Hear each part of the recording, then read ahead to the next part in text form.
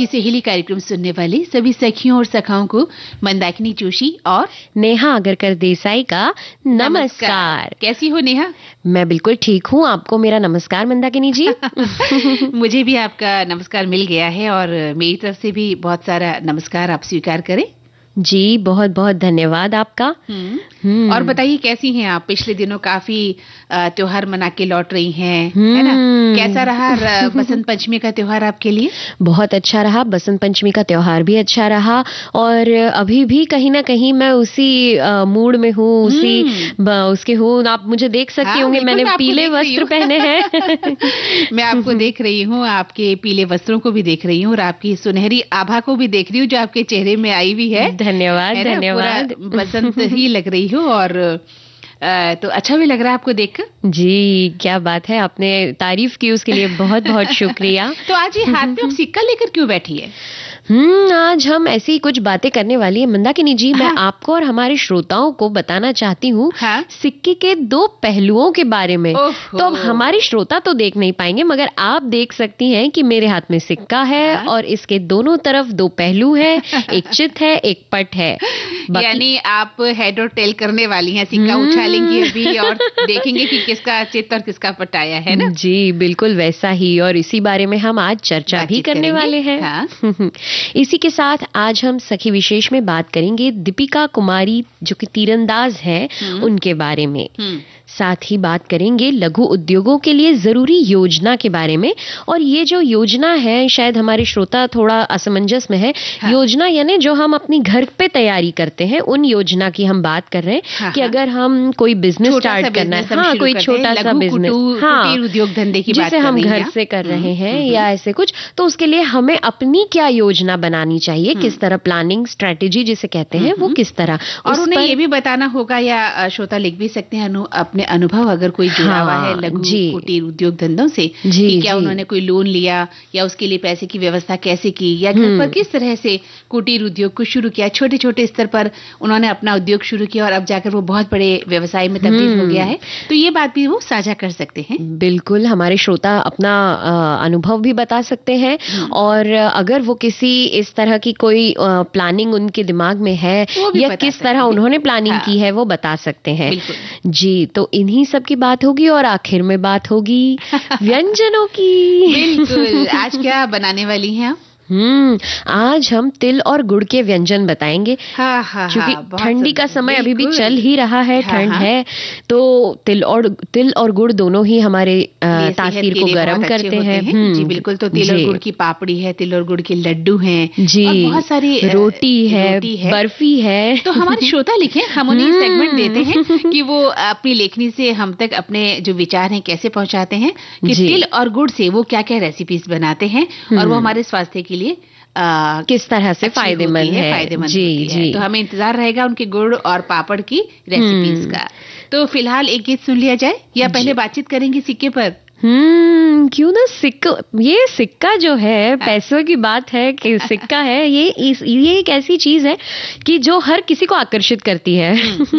तो इसी को लेकर हम कहना चाहेंगे कि हमने कई बार लोगों को ये कहते हुए सुना है कि हर सिक्के के दो पहलू होते हैं। जीवन के किसी न किसी पड़ाव पर आकर मंदाकिनी जी हमें भी इसका अनुभव हो ही जाता है ना? हर परिस्थिति में एक सकारात्मक पहलू होता है तो एक नकारात्मक। ठीक वैसे ही जैसे सिक्के के दो पहलू होते हैं, ये एक दूसरे से जुड़े तो होते हैं लेकिन एक दूसरे के बिल्कुल विपरीत होते हैं। न चित पट को देख सकता है न पट चित को देख सकता है, लेकिन फिर भी साथ होते हैं। ये भी तो एक बहुत बड़ा सबक मिलता है हमें, फिर भी वो विपरीत ध्रुव हैं जी, फिर भी साथ रहते हैं। और नेहा, किसी भी विषय पर निर्णय लेने से पहले हम उस बात के दोनों पहलुओं को ठीक से समझ लेते हैं, तो वही समझदारी के अंतर्गत आता है। केवल एक पहलू के आधार पर जब हम निर्णय लेते हैं जिंदगी में तो उसकी पूरी तस्वीर हमें नहीं मिलती है ना? और ऐसे में क्या होता है, हमारे निर्णय पर पछतावा भी हो सकता है, क्वेश्चन मार्क भी लग जाते हैं और कई बार हमारे निर्णय गलत भी हो जाते हैं। तो किसी एक पहलू का अस्तित्व दूसरे के बिना संभव नहीं होता, इसलिए सिक्के के दोनों पहलुओं पर हमें दृष्टिपात करना चाहिए। बिल्कुल सही कहा आपने। जैसे कि सुख और दुख, जब तक हम दुख का सामना नहीं करते तब तक जान ही नहीं पाएंगे कि असली सुख की क्या कीमत है। बिल्कुल, जब तक हम अंधेरे भरे रास्तों से नहीं गुजरते हमें पता ही नहीं चलेगा कि उजालों के क्या मायने हैं। बिल्कुल सही कहा आपने। और इसी तरह जैसे हम बात करें जीवन और मृत्यु की, है ना, तो जीवन के बिना मृत्यु कैसे होगी? और अगर मृत्यु ही ना हो तो क्या उस जीवन की कोई वैल्यू होगी? बिल्कुल नहीं ना। तो बस वही कई असफलताओं के बाद क्या होता है कि जो सफलता मिलती है ना, उसकी खुशी बहुत ही अनमोल होती है, बहुत ही अनमोल होती है। और प्यार की बात करें, नफरत की बात करें, धर्म है, दरिद्रता है, अच्छाई है, बुराई है, पक्ष है, विपक्ष है, मिलना है, बिछड़ना है, रात है, दिन है, ये सिक्के के दो पहलू हैं और ये हमारी जिंदगी में चलते रहते हैं। बिल्कुल। और उतार चढ़ाव जिस तरह जिंदगी में आते हैं उसी तरह ये दोनों पहलू बड़े मायने रखते हैं। अगर हम दोनों को समझ के चलें तो ये हमारे लिए बड़ा अच्छा होगा, फायदे का होगा। क्योंकि इससे क्या होता है, अगर हम सिक्के के दोनों पहलुओं को नजरअंदाज कर देते हैं या एक ही पहलू पर ध्यान रखते हैं तो फिर जिंदगी में हम कहीं ना कहीं हार भी जाते हैं, मात खा जाते हैं, है ना? इसलिए दोनों पहलुओं का हमारे जीवन में बहुत ज्यादा महत्व है। और इससे क्या है कि जीवन की जो वास्तविकताएं हैं उनको समझने में भी मदद मिलती है। जी, कई बार हमें असली नकली या फिर सही गलत इस तरह के निर्णय लेने में असमंजस होता है, समझ में नहीं आता है। लेकिन जब हम किसी भी विषय के दोनों पक्षों को अच्छे से समझते हैं और उनके क्या सकारात्मक और नकारात्मक प्रभाव है उनके बारे में जानते हैं, तो फिर हमें निर्णय लेने में भी आसानी हो जाती है। और साथ ही क्या होता है, हमें ये भी पता चल जाता है कि हमने ये मार्ग चुना है, अब इस मार्ग पर आने वाली चुनौतियां क्या क्या हैं। तो अच्छा मार्ग चुन लिया, लेकिन आपको पता होना चाहिए कि चुनौतियों से सामना तो आपको करना ही होगा। सिक्के के दोनों पहलू में साथ लेकर आपको चलना होगा ताकि चुनौतियों से आप घबराए नहीं और डट कर उनका मुकाबला करें। तो ऐसी स्थिति में तो जीवन में आने वाली जो चुनौतियां उसका आप सामना करने में आपको मदद मिलती है। आप पहले से तैयार रहते हैं जी। और एक संतुलन भी बना रहता है जीवन में। आप हताश नहीं होते, वापस से मार्ग से लौटते नहीं हैं, है ना? आपके कदम पीछे की ओर नहीं आते हैं, आप बराबर डट कर मुकाबला करते हैं। जी, क्या बात है। तो मंदाकिनी जी एक गीत सुन लिया जाए? हाँ, कार्यक्रम का संतुलन बना के रखना है। तो गीत सुनना भी बहुत जरूरी है। आइए सुनते हैं ये गीत। कोई जहां में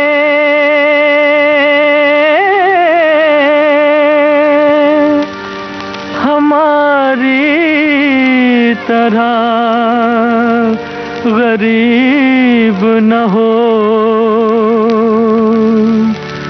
गरीब हो भी तो हम जैसा बदनसीब न हो।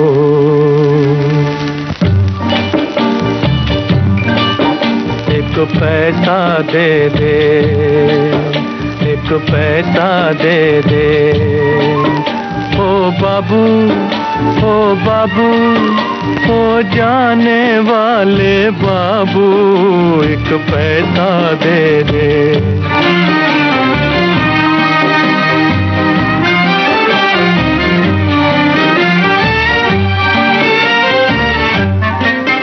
तेरी जेब रहे ना खाली, ओ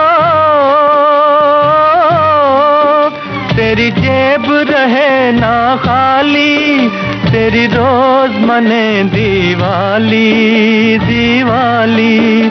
तू हर दम मौज उड़ाए, कभी न दुख पाए, ओ बाबू एक पैसा दे दे, एक पैसा दे दे।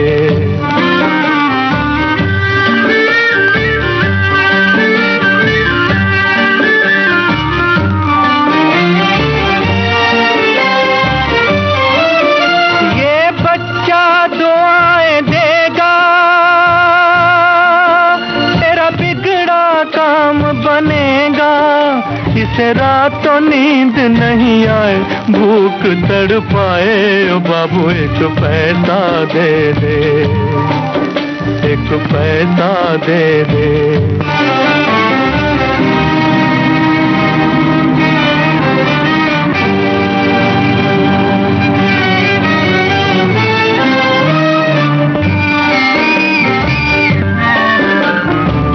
किस्मत फूटी दुनिया रूठी, छूटे सभी सहारे, पेट की खातिर बने भिखारी, फिरते दर दर मारे, पेट की खातिर बने भिखारी, फिरते दर दर मारे।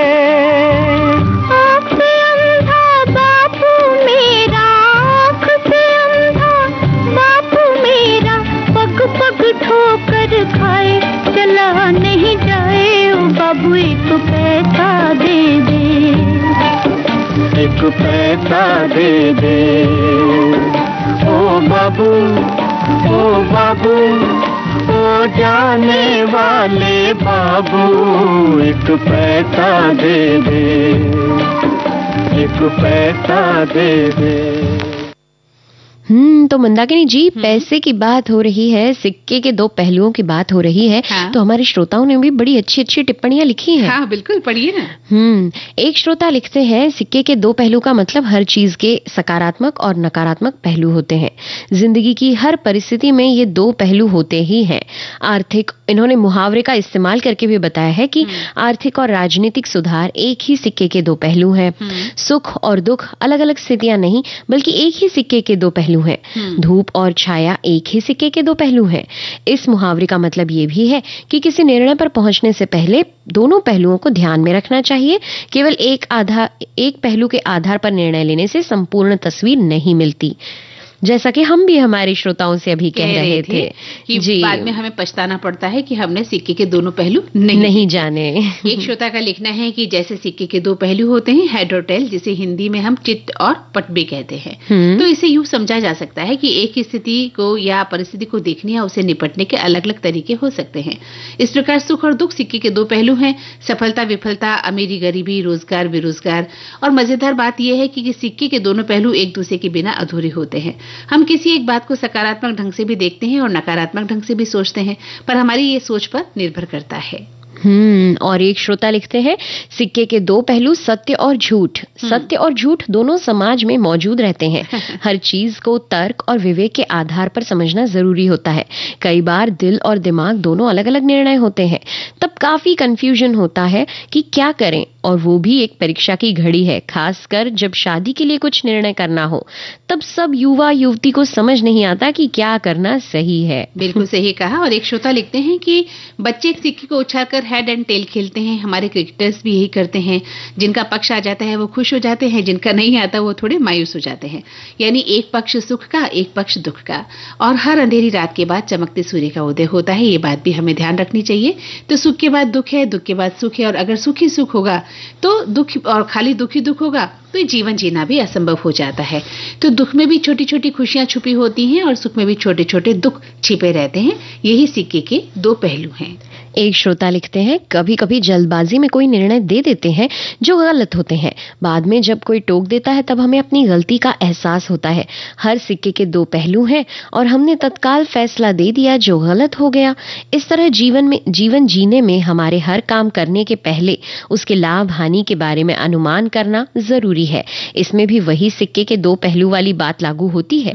ऐसा ही कोई रिश्ता करने में, शादी विवाह में भी दूसरे पक्ष की स्थिति को समझना जरूरी है। भविष्य की चिंता को ध्यान में रखते हुए फैसला करना चाहिए, क्योंकि सिक्के के दो पहलू हैं। हमने जो देखा वो सच नहीं था। उसका दूसरा पहलू नहीं सोचा कि जब लड़का कुछ नशा करता है तो वो हमारी बेटी को कैसे सुखी रख पाएगा। हम उनकी चकाचौंध भूल कर रिश्ता कर बैठे। हमारे एक श्रोता वहीं लिखते हैं कि वही सिक्का है, फिर उसके पहलू का तो दो होना स्वाभाविक भी है। तभी तो चिट और पट की सत्यता युक्त अवधारणा है। देखे तो समाज में फिर ऐसे लोग भी हैं जो इस सिक्के के दो पहलू, चित और पट सरीखे जीवन के दो पहलुओं में किसी भी पहलू को किसी को भी नहीं देना चाहते और हमेशा अपने ही चित और पट में रहना चाहते हैं। माहिर भी होते हैं। मानव विविधता में एकता ही अपनी सामाजिक अवधारणा है, किंतु ऐसे विविध रंगों से भरे समाज में इनसे सकारात्मकता की उम्मीद न के बराबर की जा सकती है। यानी इनका कहना है कि कुछ लोग जो है चित भी खुद रखना चाहते हैं और पट भी खुद रखना चाहते हैं। तो ऐसे लोगों से हम सकारात्मकता की उम्मीद नहीं कर सकते। लेकिन भाई हम तो चित और पट दोनों देखते हैं और हमसे तो उम्मीद करते हैं ना कि हम आपको एक गीत सुनवाएंगे। बिल्कुल, और हम आपकी उम्मीद पर खरा भी उतरेंगे। बिल्कुल।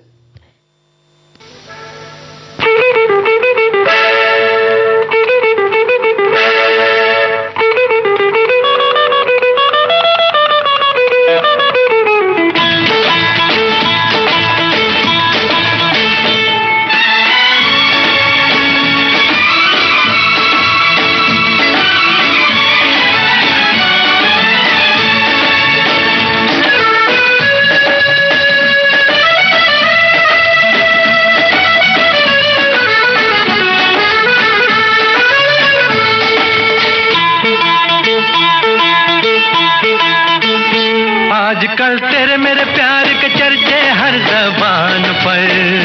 सबको मालूम है और सबको खबर हो गई, आजकल तेरे मेरे प्यार के चर्चे हर ज़बान पर। सबको मालूम है और सबको खबर हो गई, तो क्या आजकल तेरे मेरे प्यार के चर्चे हर ज़बान पर। सबको मालूम है और सबको खबर हो गई।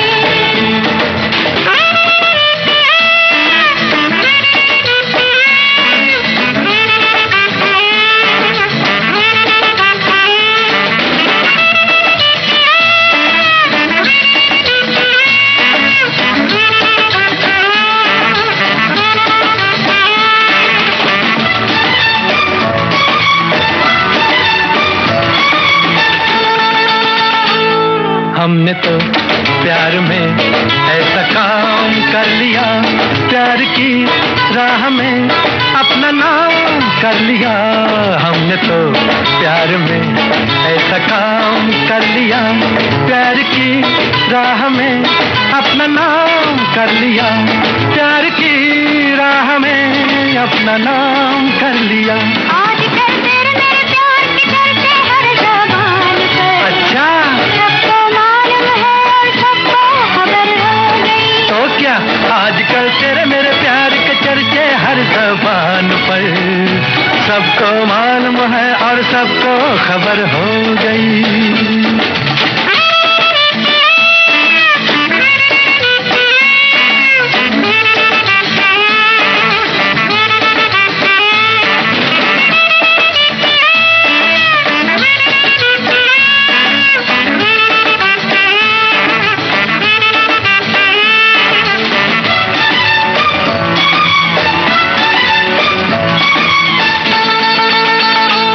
दो बदन एक दिल एक जान हो गए, मंजिलें एक हुई हम सफर बन गए। दो बदन एक दिल एक जान हो गए, मंजिलें एक हुई हम सफर बन गए, मंजिलें एक हुई हम सफर बन गए। आजकल तेरे मेरे प्यार के चर्चे हर ज़बान पर।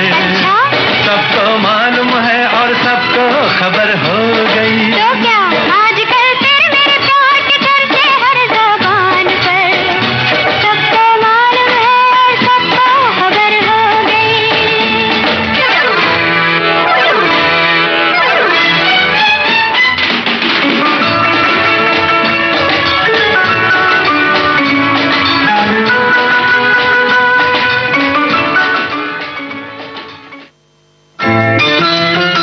विविध भारती पर हर रोज दिन में 1 बजे विविध भारती की गीत माला आपके साथ। जन्म जन्म का साथ है तुम्हारा।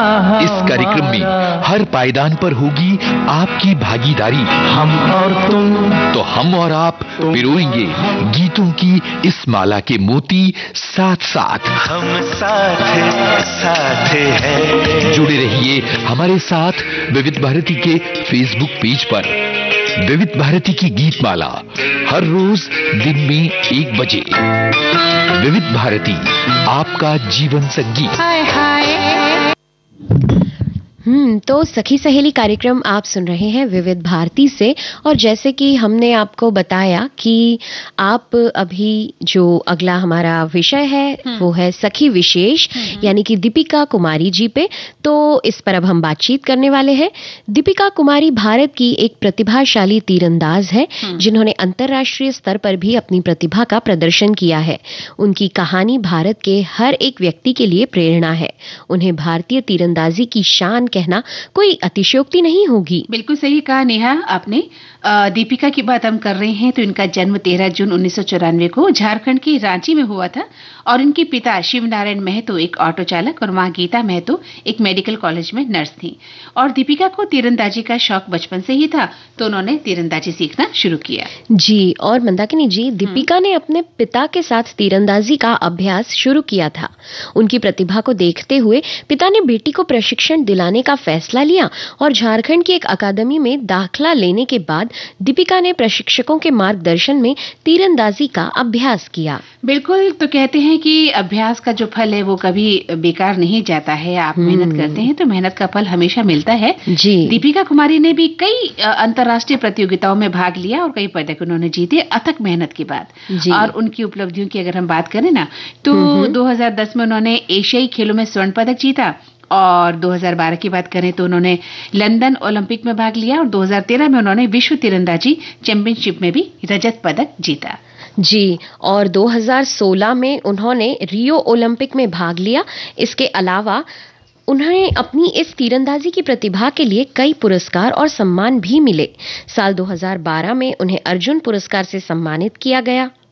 इसी प्रकार दीपिका कुमारी एक प्रतिभाशाली तीरंदाज है जिन्होंने भारत के अंतर्राष्ट्रीय स्तर पर गौरवान्वित किया है। बिल्कुल सही कहा आपने। और कोई व्यक्ति अगर अपना कोई छोटा मोटा बिजनेस कहते हैं कि जैसे खोलता है, इसी प्रकार एक खिलाड़ी जब अपना खेल खेलता है और अथक मेहनत करता है तो उसका फल उसे अवश्य मिलता है। और दीपिका कुमारी उन्हीं खिलाड़ियों में से एक रही हैं जिन्होंने तीरंदाजी का अभ्यास किया। घंटों अभ्यास के बावजूद वो अंतर्राष्ट्रीय स्तर पर अपना स्थान बना पाई। जी, इसी को लेकर हमारे एक श्रोता ने लिखा है कि दीपिका कुमारी भारत ने पेरिस 2021 में तीरंदाजी के विश्व कप स्टेज 3 टूर्नामेंट में 3 स्वर्ण पदक जीते। इस प्रकार उन्होंने 13वां ट्रिपल गोल्ड दर्ज किया और हुंडई तीरंदाजी विश्व कप के 15 साल के इतिहास में ये उपलब्धि हासिल करने वाली 11वीं तीरंदाज बन गई। एक श्रोता लिखते हैं कि एक भारतीय पेशेवर तीरंदाज हैं दीपिका कुमारी। उन्होंने 2010 की राष्ट्रमंडल खेलों में महिलाओं की व्यक्तिगत स्पर्धा में स्वर्ण पदक जीता। उन्होंने डोला बनर्जी और बोम्बाइला देवी के साथ महिला टीम स्पर्धा में भी स्वर्ण पदक जीता था। और उन्होंने विश्व कप के 3 चरणों में से 2 में व्यक्तिगत स्वर्ण पदक जीता, एक ग्वाटेमाला में और दूसरा पेरिस में। और इस प्रक्रिया में उन्होंने 9 साल बाद नंबर 1 रैंकिंग भी हासिल की। पेरिस विश्व कप में एक दीपिका ने तीरंदाजी विश्व कप जीता और व्यक्तिगत स्वर्ण पदक भी जीता। तो उन्होंने पेरिस में स्वर्ण पदक जीतने के लिए फाइनल में मैक्सिको को 5-1 से हराया भी। जी, तो इनकी कहानी हमें ये प्रेरणा देती है कि जिस चीज को हम बिल्कुल मेहनत से करते हैं, दिल से चाहते हैं और पूरी लगन से करते हैं, उसमें हम सफलता जरूर हासिल करते हैं। बिल्कुल सही कहा आपने। और जब बात खेल की आती है तो घंटों घंटों मेहनत करते हैं हमारे खिलाड़ी, घंटों अथक मेहनत करते हैं, तब जाकर वो किसी स्तर पर पहुंच पाते हैं। हमें देखने भर से तो लगता है नेहा कि अरे वाह कितने लकी है ना, इन्हें गोल्ड मेडल मिल गया है, सिल्वर मेडल मिल गया है, ब्रॉन्ज मेडल मिल गया है। लेकिन उसके पीछे का जो इतिहास है, पीछे की जो मेहनत है, उससे हम ना वाकिफ होते हैं। अगर हम उस मेहनत से वाकिफ हो जाएं तो यकीनन हमारे देश का हर बच्चा, चाहे वो स्पोर्ट्स हो, चाहे आर्ट हो या कोई भी कैटेगरी हो, उसमें अपना स्थान जरूर बनाएगा। जी, तो क्यों ना अब एक गीत सुन लिया जाए? बिल्कुल, सुन लेते हैं।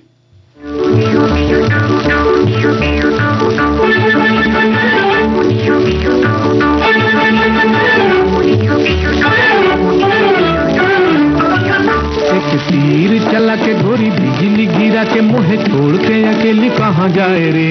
वो तेरे साथ न रहूंगी, कोई बात न करूंगी, काहे बात बात में मोहे सताए रे, मोहे सताए रे। ओ एक तीर चला के गोरी बिजली गिरा के मुहे छोड़ के अकेली कहाँ जाए रे। वो तेरे साथ न रहूंगी, कोई बात न करूंगी, काहे बात बात में मोहे सताए रे, मोहे सताए रे।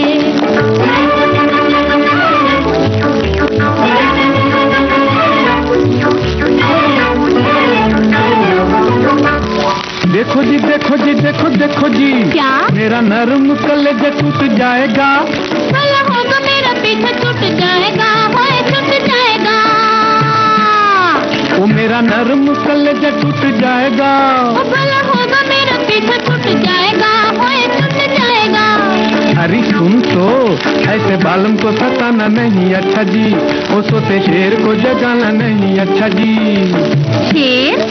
अरे जा, तेरी मेंढक की चाल है, बकरे की खाल है, तेरी क्या मजाल है, तू बनेगा शेर। अरे मेरी बात मान गोरी, मुझे पहचानता है, झूठू मुठू रंग तू जमाए रे। तेरे साथ न रहूंगी, कोई बात न करूंगी, काहे बात बात में मोहे सताए रे, मोहे सताए रे।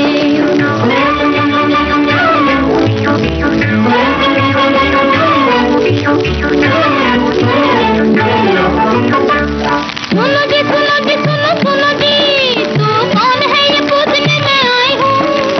बाप का होने वाला जमाई हूँ, हो जमाई हूँ। तू कौन है ये पूछने मैं आई हूँ।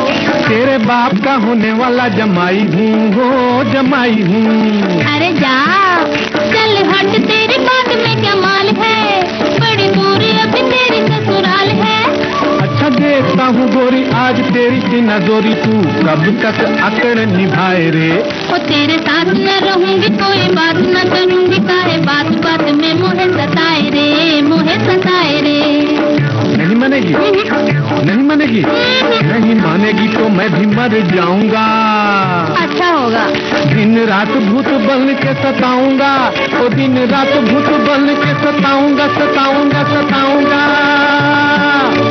मेरे बिना एक दिन तेरा जीना है कठिन, तू पल भर चैन न पाए रे। ओ तेरे साथ न रहूंगी, कोई बात न करूंगी, काहे बात बात में मोहे सताए रे, मोहे सताए रे।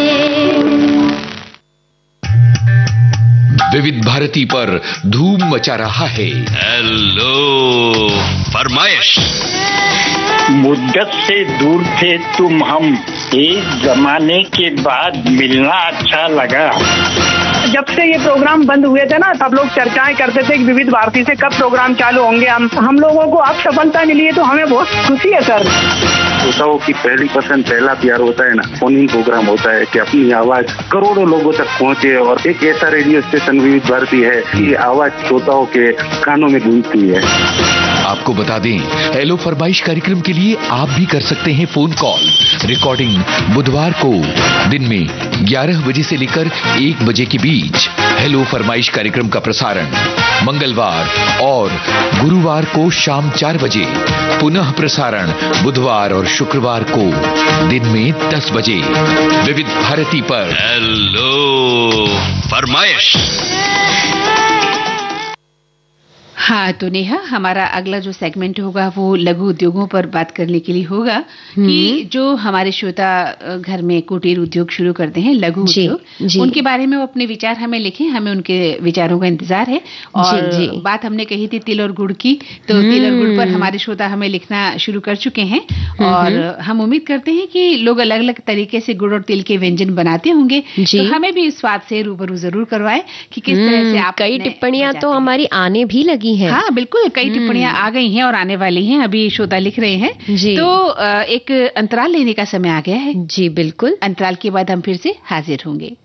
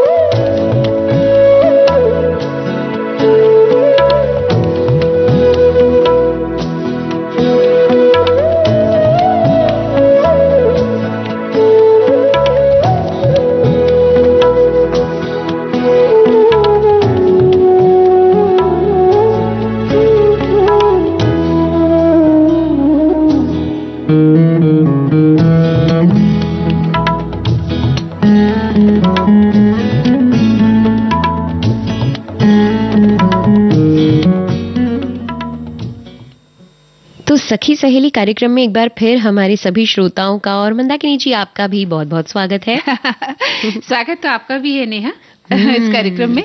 और अब हम आते हैं हमारे अगले सेगमेंट की तरफ जी। लघु उद्योग के लिए क्या क्या जरूरी योजनाएं हैं जो हमें बना लेनी चाहिए। और एक बार हम अपने श्रोताओं को ये बात फिर बता दें कि ये योजनाएं हमारे अपने स्तर पर हैं कि हम कैसी, जिसे हम प्लानिंग कहते हैं आम भाषा में, कि हमें किस तरह प्लानिंग करनी है। ये सरकारी योजनाएं जो हमारे यहाँ चल रही है उन पर हम बात नहीं कर रहे हैं। जी, आप अपने स्तर पर जो लघु उद्योग घर में शुरू करते हैं, कुटीर उद्योग शुरू करते हैं, एक छोटा सा उद्योग होता है और वो धीरे धीरे बढ़ता हुआ आपकी मेहनत के परिणाम स्वरूप बहुत बड़े व्यवसाय में तब्दील हो जाता है, या सामान्य रूप से आप अपना जीविकोपार्जन कर लेते हैं उस लघु उद्योग कुटीर धंधों से, उसके बारे में हम आपसे विचार आमंत्रित कर रहे हैं। तो कोई भी व्यक्ति होता है नेहा, अपना कोई छोटा मोटा बिजनेस खोलना चाहता है, फिर चाहे वो उद्योग हो, घर घर में चलाया जाए, या फिर कोई छोटी सी दुकान ही घर में हम खोल भी लेते हैं। कई बार आपने देखा है कि बाहर के कमरे में लोग दुकान खोल लेते हैं, और तो वो जरूरी होता है उसके लिए भी एक सही योजना का होना। और इस योजना के कई चरण हो सकते हैं जिनकी हम बात कर रहे हैं। जी, इसकी शुरुआत जो होनी चाहिए वो होनी चाहिए कि व्यवसाय की पहचान। पहले तो सबसे पहले ये देखना होगा कि हमें किस तरह का बिजनेस करना है, किस तरह का उद्योग करना है, उस बिजनेस को लेकर हमारा क्या उद्देश्य है उसे समझना होगा, और अपने लक्ष्य को निर्धारित करना होगा।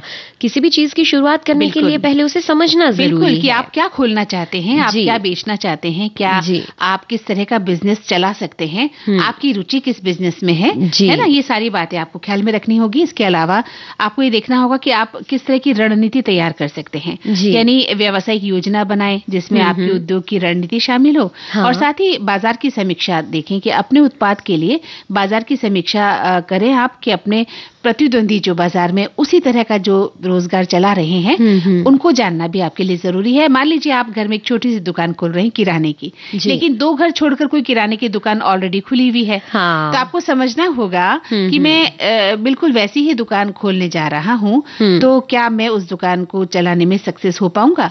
तो देखिएगा, कई बार अपना विचार बदल भी सकते हैं, और कई बार हो सकता है आप व्यवहारिक हो, बहुत अच्छे संबंध हो आपके आसपास, तो आपकी दुकान अपने पड़ोसी मित्र से बेहतर चल सकती है। जी, और इसके अलावा एक चीज होती है कि आप किस तरह की सुविधाएं दे रहे हैं। कभी कभी जिसे हम ऑफर कहते हैं, अगर आपके पास कोई अच्छा सा आइडिया है जिसके द्वारा आप भी मुनाफा कमाएं और अपने ग्राहकों को भी थोड़ा कुछ कम दाम में या ऑफर के साथ, तो इस तरह की, जैसे हम सैलून खोलते हैं या ब्यूटी पार्लर खोलते हैं, तो आप इसमें अपनी तरफ से ऑफर दे सकती हैं बहनों को, है ना, एक के साथ एक फ्री, इस तरह का, या आप अपनी थोड़ी सी रेट कम कर सकती हैं। तो ये भी एक बिजनेस की ट्रिक है जिसमें आप लोगों को सहूलियत दे सकती हैं। आप जिस तरह का सैलून खोल रहे हैं वहाँ साफ सुथरापन हो, भरपूर लाइट हो, जो आपका कस्टमर आए उसे बैठने में आनंद की अनुभूति हो, सेफ महसूस करे वो अपने आप को, साफ सुथरा अगर आप उन्हें माहौल देते हैं तो लोग आपकी तरफ ज्यादा आएंगे। जी, और इसी के साथ है परियोजना की समीक्षा, यानी कि प्रोजेक्ट बिजनेस के लिए आवश्यक साधन, यानी कि किन चीजों की हमें जरूरत होगी, उनकी लागत कितनी होगी और संभावित लाभ कितना होगा, ये सब देखना भी जरूरी है कि कहीं हम जितनी लागत हम लगा रहे हैं उतना मुनाफा हमें मिल पाएगा या नहीं, या फिर हम जरूरत से ज्यादा लागत तो नहीं लगा रहे, या फिर लाभ कम तो नहीं हो रहा। बिल्कुल सही कहा। जो लाभ हानि है वो तो व्यवसाय में देखना ही पड़ेगा ना आपको। अगर आपने खाली हानि भुगती, आपको उसका नुकसान ही हुआ, तो फिर आप क्या कमाएंगे। तो लाभ और हानि का ही खेल है व्यवसाय तो, और आपको ये देखनी है कि आपकी लागत कितनी लगी है और उसके संभावित जो परिणाम है वो क्या आने वाले हैं। ये सारी कैलकुलेशन करके ही आप किसी रोजगार को, किसी लघु उद्योग को घर में खोल सकते हैं, उसकी योजना बना सकते हैं। लेकिन हाँ, जोखिम आते हैं। कई बार क्या होता है, हम शुरू में करते हैं तो आपको लगता है कि लागत नहीं निकल पा रही है, जो खर्चा हमने किया था उससे भी कम हम कर पा रहे हैं इकट्ठा। तो थोड़ा सा सब्र भी रखना होता है कि बिजनेस को जमने में, लोगों पर विश्वास कायम करने में, अपने उत्पाद को बेचने में थोड़ा सा टाइम भी लग जाता है। और ये भी देखना होगा कि जो खतरे हमारे सामने आ रहे हैं उनके लिए हमारे पास कोई उपाय है या नहीं, क्या खतरे आ सकते हैं, किस तरह की चुनौतियां हमारे उद्योग में आ सकती हैं, और जब वो चुनौतियां आए तो उनका इंतजार ना करें, पहले से उनके लिए एक तैयार रहे। अपना कभी भी कुछ परेशानी आ सकती है किसी भी तरह की, और आपको उसके लिए तैयार रहना होगा, है ना। और इसके साथ ही जैसे आपके पास जो है आवश्यक दस्तावेज होने चाहिए कि क्या क्या आप किस तरह से खोल सकते हैं। पहले तो परमिशन कैसे लेनी है आपको, और क्या लाइसेंस बनाना है, स्पेशल कोई परमिशन लेने की जरूरत है, वो जानकारी आपको होनी चाहिए। आप कोई जगह लेकर कहीं रेडी खोल रहे हैं, छोटी सी दुकान खोल रहे हैं सड़क पर, तो वहां पर भी आपको परमिशन लेनी जरूरी है। तो ये सारी जानकारियां भी आपको, कानूनी जो जानकारियां भी आपके पास होनी चाहिए, उसके बाद ही आप अपना कोई व्यवसाय शुरू करें। जी, आगे की बातें भी हम करेंगे मंदाकिनी जी, पर क्यों ना बीच में गीत सुन लिया जाए। चलिए सुनते हैं।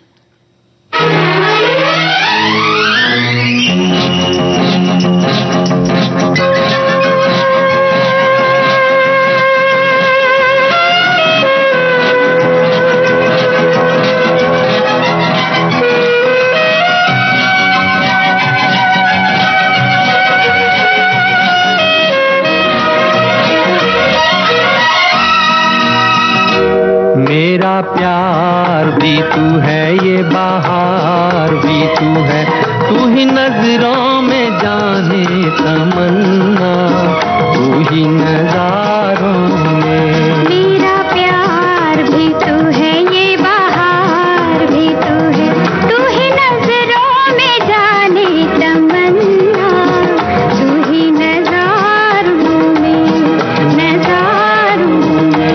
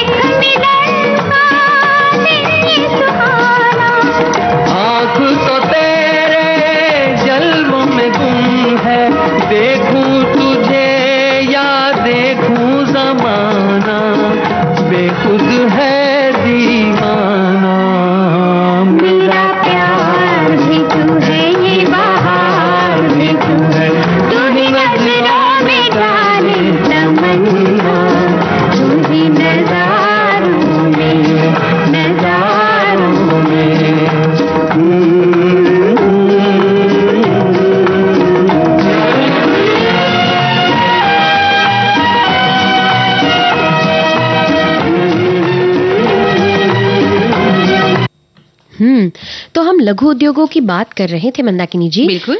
तो अब यहाँ तक तो हमने बात कर ली कि किस तरह हमें परमिशन लेनी होगी, क्या क्या दस्तावेज लगेंगे, उसके लिए आवश्यक दस्तावेज तैयार भी हम कर सकते हैं। जी, अब जब ये सब हो जाए तो बात आती है सेटअप करने की, यानी कि आपके उद्योग के लिए किस तरह के सेटअप की जरूरत है वो पता करना होगा। जैसे ये हर किसी के लिए अपने उद्योग के हिसाब से अलग अलग हो सकती है। जैसे कोई किसी को ऑफिस की यानी कि कार्यालय की जरूरत हो सकती है, तो ऐसे में आपको एक हो सकता है किराए पर कोई रूम लेना पड़े या इस तरह, या फिर अगर आपका काम कंप्यूटर पर है तो आपको इक्विपमेंट यानी कि उपकरण सभी तरह के, अगर उस उपकरण में लगने वाली चीजें जैसे सॉफ्टवेयर हो गया, इस तरह की चीजें, अगर आपका जिस तरह का काम है उस तरह की चीज के लिए आपको किन किन चीजों की और साधनों की जरूरत होगी, उन सब की क्या लागत आ रही है और ये सारे हमें कहाँ से मिल सकेंगे, इस तरह से इन सब चीजों को जमा करके हमें तैयार करना होता है अपना सेटअप। बिल्कुल सही कहा, क्योंकि आप पूरी तैयारी के साथ जब उतरेंगे मैदान में तो वो उद्योग या वो व्यवसाय ज्यादा सफल होगा। तो सेटअप की बात भी आपने सही कही। साथ ही जैसे आप कोई भी बिजनेस खोल रही हैं जिसमें आपको 4 या 6 महिलाएं चाहिए, पुरुष चाहिए या स्टाफ चाहिए, तो उनके लिए भी ऐसे स्टाफ की आपको कोशिश रहेगी कि वो प्रशिक्षित हो, है ना? जी, हाँ। या उनको प्रशिक्षण दिया जाए, देना पड़े, ताकि हाँ। वो आपका काम सुचारू ढंग से कर पाए। तो वो भी आपको देखना है कि आप जिनको भर्ती कर रहे हैं, जिनको आप उसमें चांस दे रहे हैं या जॉब पर लगा रहे हैं या अपने साथ शामिल करना चाहते हैं, तो वो कितना प्रशिक्षित है और आपके व्यवसाय को किन अर्थों में वो संभाल सकता है, ये बात भी आपको जाननी होगी। और विपणन रणनीति भी बनानी पड़ती है आपको, यानी जो आप उत्पाद या सेवा की जो ब्रांडिंग या मार्केटिंग है वो कैसे करनी है, ये सबसे बड़ी बात है नेहा। आजकल क्या होता है कि आपके पास बहुत गुण है, आप बहुत गुणों की खान है, लेकिन आपकी मार्केटिंग नहीं हुई तो आप तो उसका कोई मतलब नहीं है। इसी पे से एक किस्सा याद आता है मंदाकिनी जी। एक बार हम अपने शहर में अपनी सड़क के सामने से गुजर रहे थे, कहीं जा रहे थे स्टेशन या कहीं, तो एक दुकान पर लिखा हुआ था दुकान चालू है। अब पहले मैंने सोचा कि ये ऐसा क्यों पूछा जा रहा, ऐसा क्यों लिखा है, दिख रहा है दुकान चालू है, फिर क्यों लिखा है? पर वो इसलिए कि जब कभी गलती से भी अगर किसी दिन दुकान बंद है तो लोग ये ना समझे कि ये दुकान बंद पड़ गई है। तो वही है कि आप जो भी उद्योग कर रहे हैं, लोगों को ये बताना जरूरी है कि आपकी दुकान चालू है। आप उसको चला रहे हैं या आपका जो काम है वो पूरे जोरों शोरों से चल रहा है। अगर आपने सुस्ती दिखाई और कहीं आप सोते नजर आए, कई बार होता है ना, कुछ दुकानें कई दिन बंद मिलती हैं हमको, तो फिर हम उधर का रुख करना छोड़ देते हैं। अरे वो दुकान तो हर दिन बंद ही रहती है, भले ही हो सकता है उसके पास काम की अधिकता हो या वो कोई कारण हो, लेकिन हमारी जो मानसिकता है जो कस्टमर की, वो तुरंत बदल जाती है और उसकी बजाय हम भले ही थोड़ा दूर जाना पड़े, हम उस दुकान की तरफ चल पड़ते हैं जो दुकान हमें हमेशा खुली मिलती है और उसमें हर सामान मिल जाता है। तो ये मार्केटिंग है, आपको मार्केटिंग करनी आनी चाहिए और उसके लिए आप सोशल मीडिया की मदद ले सकते हैं और ग्राहकों को आप ज्यादा से ज्यादा संबंध बनाएं, जान पहचान बनाएं, व्यवहारिक रहें कि किस तरह से आप अपने कस्टमर को खुश रख सकते हैं। और ये देखना भी बेहद जरूरी है कि हमारी मार्केटिंग का प्लेटफॉर्म क्या होना चाहिए, मतलब आपकी टारगेट ऑडियंस क्या है, आपको किसे अपना प्रोडक्ट बेचना है, तो आपको उसी अनुसार, जैसे हम कई बार टेलीविजन पर देखते हैं कि जो प्रोडक्ट बच्चों के लिए बनाए जाते हैं उनमें ऐसे बच्चों वाली जिंगल्स, पोयम, इनका इस्तेमाल किया जाता है। जो वृद्ध लोगों के लिए बनाए जाते हैं उनमें उस तरह की चीजें। तो ये देखना भी जरूरी है कि आपकी टारगेट ऑडियंस कौन है और वो किस प्लेटफॉर्म को यूज करती है, वहां आपको अपना एडवर्टाइजमेंट करना होगा चाहिए। और इसके अलावा एक बात और है कि आपको सस्ती लोकप्रियता हासिल नहीं करनी है। सबसे बड़ी बात, कई बार क्या होता है कि हम अपने आप को या अपने उत्पाद को बेचने के चक्कर में सस्ती चीजें बना देते हैं, सस्ते तरीके से बात का प्रचार प्रसार करते हैं, वो भी बहुत गलत है और समाज में एक गलत संदेश जाता है इसके जरिए। तो ज्यादा से ज्यादा कमा लें, कम समय में बहुत ज्यादा हम अर्न कर लें, है ना, ये जो लालच होता है ना, ये हमें खराब कर देता है और आने वाला समय फिर किसी उस व्यवसाय को फलने फूलने नहीं देता है। तो बहुत धैर्य का काम है, किसी भी उद्योग को चलाना मामूली बात नहीं है ना जी। तो आप किसी सरकारी नौकरी में है तो आपको पता है कि मुझे महीने के अंत में पगार मिल जाएगी, लेकिन वहां आपको पता नहीं होता कि कब कितनी रकम आपके पास आएगी। तो उसके लिए धैर्य, विश्वास और सभ्यता से अपने व्यवसाय को चलाइए। कोई भी हल्कापन आपकी बातों में, आपके व्यवसाय में, आपके प्रचार प्रसार में नहीं होना चाहिए। और इसके साथ मंदाकिनी जी, मूल्यांकन करना भी उतना ही जरूरी हुआ ना। बिल्कुल, क्योंकि आप जो रणनीति बना रहे हैं वो कितनी कारगर है, या आप जो प्रचार प्रसार अपना कर रहे हैं क्या वो कारगर हो रहा है, कर्मचारियों का भी समय समय पर प्रशिक्षण, साथ ही लागत क्या लग रही है, लाभ कितना आ रहा है, ग्राहक संतुष्ट है या नहीं, ये बात, इन सब चीजों का मूल्यांकन होते रहना चाहिए। और हमें लगता है कि ग्राहकों से फीडबैक अगर हम लें तो ये हमारे लिए और मददगार रहेगा कि क्या उन्हें हमारा प्रोडक्ट पसंद आ रहा है, या हमारी सर्विसेज, अगर आप कोई सेवा देते हैं तो वो सेवाएं उन्हें पसंद आ रही हैं या नहीं आ रही। दूसरा ये भी है कि वैसे पता चल जाएगा, क्योंकि जिस तरह से लोग आपके पास आएंगे तो आप समझ जाएंगे कि हमारी सेवा से हमारा जो कस्टमर है वो संतुष्ट है। लेकिन फिर भी आपको इस बात का ध्यान रखना होगा कि आप जिस तरह की सेवाएं दे रहे हैं, आपका जो व्यवसाय है, आप जिस माल को बेच रहे हैं, क्या वो सही है, शुद्ध है, कहीं आप मिलावट का माल तो नहीं बेच रहे हैं, क्योंकि एक बार ग्राहक आपसे ठगा जाएगा तो दूसरी बार वो आपकी दुकान पर कदम कभी नहीं रखेगा। बिल्कुल, है ना। तो इस बात का भी आपको ध्यान रखना है कि आप उसमें सच्चाई से पेश आए। इसी के साथ विजिटिंग कार्ड तैयार करें। आजकल एक काफी ये प्रचलन में है कि अगर आप अपना एक विजिटिंग कार्ड तैयार करते हैं तो आप बहुत लोगों तक अपना नंबर और अपनी सेवाओं का एक छोटा सा लिखा हुआ फॉर्मेट लोगों को भेज सकते हैं। हाँ। जिससे समय समय पर आपका विज्ञापन भी होते रहता है उसके द्वारा, और लोगों के पास आपका कॉन्टैक्ट नंबर भी आ जाता है जिससे वो आप से संपर्क साध सकते हैं जब चाहे। इसी के साथ आपको सुधार की रणनीति भी अपनानी चाहिए। मान लीजिए आपको कोई फीडबैक ऐसा मिलता है कि हमें इस चीज में ये पसंद नहीं आया पर ये आया, तो उस फीडबैक को लेकर आप अपनी रणनीति और अपने प्रोडक्ट के लिए या अपनी सेवाओं में और सुधार भी ला सकते हैं। बिल्कुल सही कहा। और देखिए हमारे श्रोता भी लिख रहे हैं कि लघु उद्योग के लिए कई योजनाएं हैं। उन्होंने कुछ सरकारी योजनाओं के बारे में जिक्र किया है, लेकिन हमने आपसे पहले ही कहा था कि यहाँ हम उन योजनाओं की बात कर रहे हैं जो आपके अपने द्वारा तय की गई हैं कि आप किस तरह से किसी कुटीर उद्योग को, सूक्ष्म उद्योग को, लघु उद्योग को शुरू कर रहे हैं, उसके बारे में आप बताएं। एक श्रोता लिख रहे हैं कि लघु उद्योग के लिए बहुत सी योजनाएं जरूरी हैं। भाई युक्ति से ही तो योजना को अपने सकारात्मक पहलू पर लाया जा सकता है। फिर लघु उद्योग तो छोटे छोटे लोग ही अपनाकर अपने को उद्यमशील बनाए रख सकते हैं। ऐसे में सबसे ज्यादा आवश्यकता है उद्योग के प्रकार का चयन और फिर उसके लिए पूंजी की जरूरत। यदि आप स्वयं उद्योग कर रहे हैं तो एकाकी, अन्यथा सहयोग में औरों को लेकर चल रहे हैं तो ये सहकारिता में गिना जाता है। इन सबके निर्णय के पश्चात ही कार्य में अग्रसर होना चाहिए। फिर इसके लिए तरह तरह की सरकारी योजनाओं से भी लाभान्वित हुआ जा सकता है। और यहाँ महिलाओं के समूह में भी ऋण मिला करता है। जी, एक श्रोता लिखते हैं, लघु उद्योगों के माध्यम से देश की सभ्यता एवं संस्कृति सुरक्षित रहती है। अधिकांशतः लघु उद्योगों द्वारा कलात्मक एवं परंपरागत वस्तुओं का निर्माण किया जाता है और अधिकांशतः ये उद्योग श्रम प्रधान तकनीक पर आधारित होते हैं, जिससे उद्योगों में पारस्परिक सद्भावना, सहकारिता, समानता एवं भ्रातृत्व की भावना को बल मिलता है। बिल्कुल सही कहा। और अब हम सुन लेते हैं एक प्यारा सा गीत। नेकी के काम कर,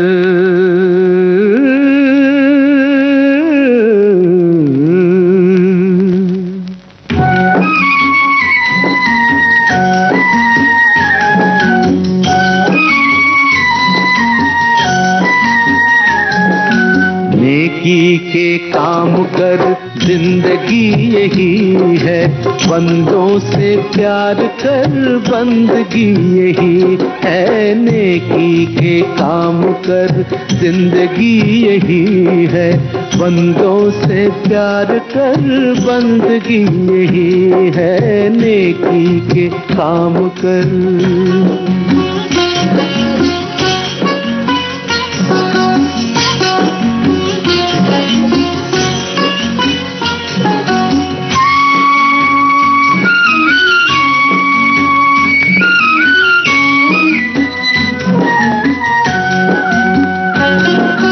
बुझते दिलों को जो रोशनी दे, जो प्यार बांटे, जो जिंदगी दे।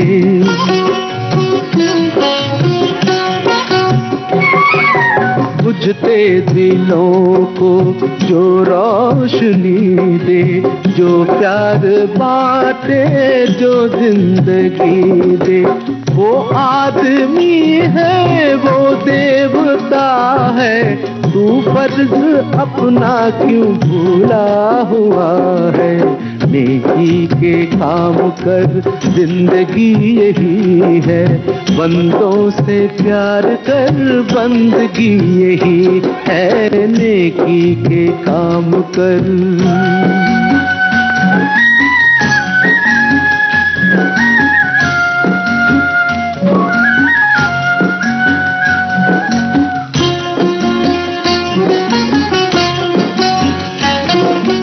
दुनिया है संगम नेकी बदी का, आईना है दिल हर आदमी का।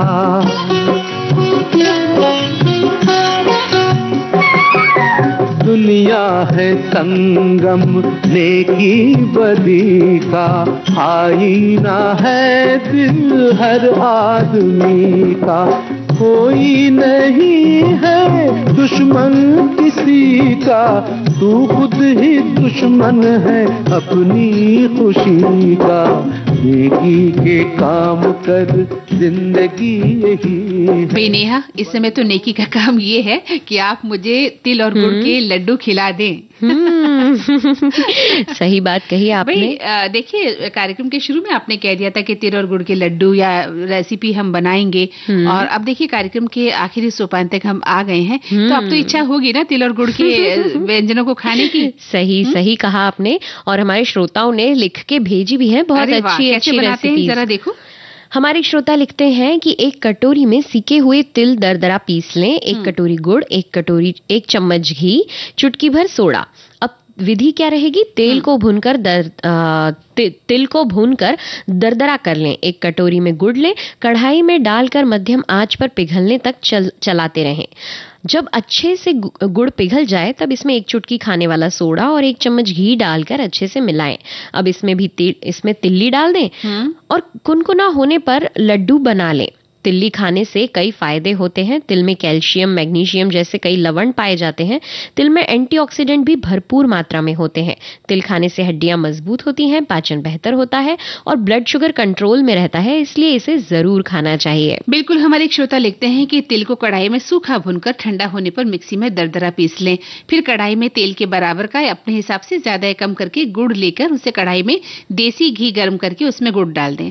जब गुड़ पिघल जाए तो उसमें पीछे तिल और मनपसंद मेवा जो कि थोड़ा सा कटा हुआ हो उसको डालकर मिक्स कर लें और गरम से ही एक थाली में घी लगाकर उसको फैला दें, जमा लें। मनपसंद शेप के टुकड़ों में काटकर किसी एयरटाइट डब्बे में भरकर आप इसे रख सकते हैं।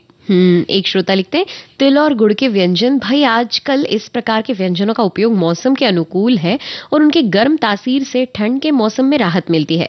इस दृष्टिकोण से हमारे यहाँ दिनचर्या ही नहीं अपितु रात्रि चर्चा के साथ ऋतुचर्या का भी विशेष और विशद महत्व है।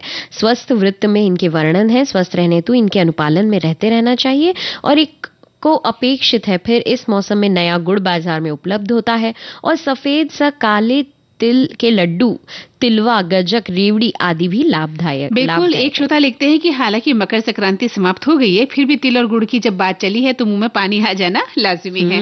पिछले ही दिनों तिल और गुड़ के मिश्रण से तिलकुट घर में बनाया गया था, जब समाप्त हो गया है। आपका बहुत बहुत धन्यवाद जो आपने याद दिलाया। भाई हमें तो आपने खिलाया ही नहीं, आपने बना के खा भी लिया।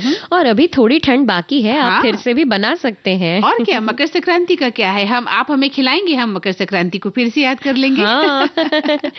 एक हमारे साथी लिखते हैं, तिल को सेककर अलग निकाल लेते हैं, साथ ही थोड़े से ड्राई फ्रूट्स और गोंद भी तल कर अलग रख लेते हैं। फिर अलग कढ़ाई में घी डालकर उसमें गुड़ डालकर पिघला लेते हैं।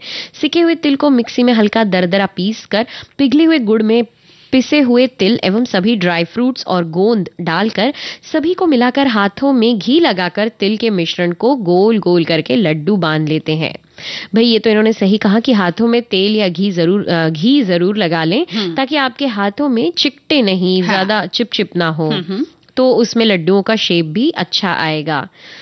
और एक श्रोता लिखते हैं कि तिल और गुड़ दोनों की तासीर गर्म होती है, जो सर्दी जुकाम से बचाए रखने में भी मददगार होते हैं। इससे शरीर को ऊर्जा मिलती है। सर्दियों में तिल और गुड़ से बहुत सारी चीजें बनाई जाती हैं, जिसमें चिक्की है, लड्डू है, गजक है।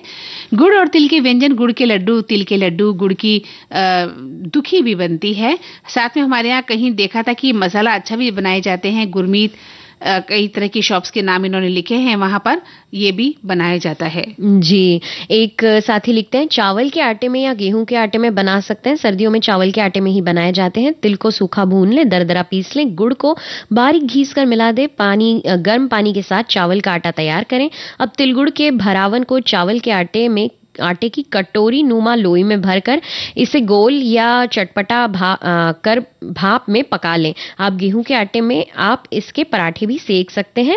इसे तिल और गुड़ का पिट्टा कहा जाता है। अच्छा, अरे वाह, क्या बात है।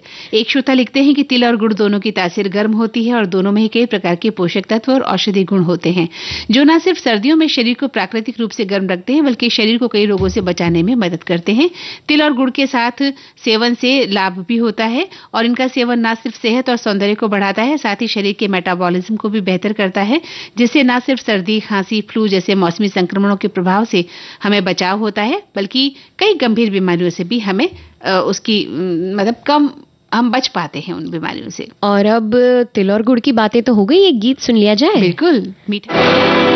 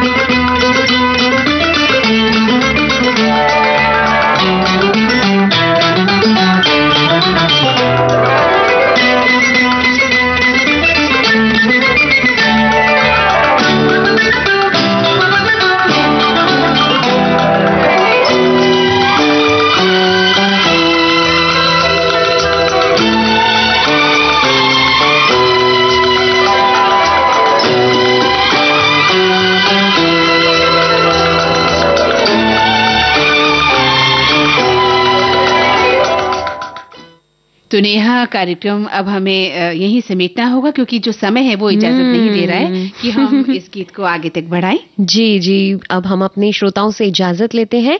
तो सखी सहेली कार्यक्रम संपन्न करने की नेहा अगरकर देसाई और मंदाकिनी जोशी को दें इजाजत। नमस्कार।